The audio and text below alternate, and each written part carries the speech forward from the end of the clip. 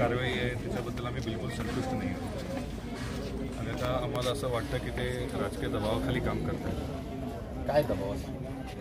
सर्वप्रथम आम्ही शनिवारी FIR नोंद केली। ते म्हणतात की आम्ही 2 दिवस उशिरा नोंद केली। खरं कारण हे आहे की त्यांनी आम्हाला सांगितलं की पोस्टमॉर्टमचा रिपोर्ट येऊ द्या, त्याच्यानंतर तुम्ही करा, तुम्हाला 7 दिवसाची मुदत आहे, एकदा तुमचे कार्य होऊ द्या मग करा।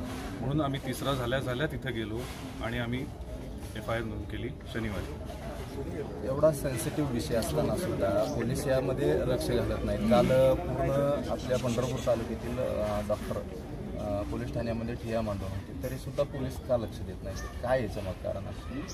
हे ना 100% राजकीय दबाव आहे। जर एवढ्या मोठ्या विषयामध्ये पोलीस राजकीय दबावाला बळी पडत असतील तर सर्वसामान्यांचं काय होणार? पुढं आपली मागणी काय?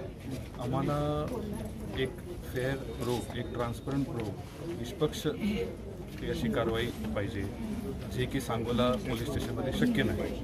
म्हणून आमची अशी मागणी आहे की हा जो तपास आहे हा हायर अथॉरिटी किंवा क्राईम ब्रांचकडे द्यावा आणि असंच निवेदन आम्ही कलेक्टर साहेबांना आणि SP साहेबांना दिलं। इथल्या पोलीस अधिकाऱ्यांची बदली वगैरे काय तुम्ही मागणी केली?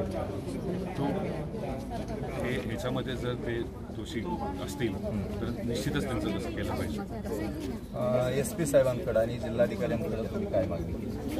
SP साहेबांकडं आणि जिल्हाधिकारी साहेबांकडं त्यांना आम्ही ही कल्पना दिली की हे जो प्रोब आहे हा ट्रान्सपरंट प्रमाणे होत नाही आहे, राजकीय दबावाखाली होतो आहे, म्हणून कृपा करून याची जे इन्व्हेस्टिगेशन आहे ते सांगोलातनं बाहेर काढून हायर अथॉरिटीकडे द्यावे, जेणेकरून कुठलाही त्यांच्यावरती प्रेशर नसणार।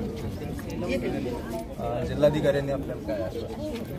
जिल्हाधिकारी साहेबांनी आणि SP साहेबांनी दोघांनी या गोष्टीकडे गांभीर्याने लक्ष दिलं आहे आणि त्यांनी आम्हाला असं आश्वासन दिलं आहे की कुठल्याही परिस्थितीत जे प्रोब असणार आहे हे ट्रान्सपरंट प्रोब असणार आहे आणि जे त्यांच्याकडनं जी काही कारवाई करता येईल किंवा मदत करता येईल ते आम्हाला नक्की करतात।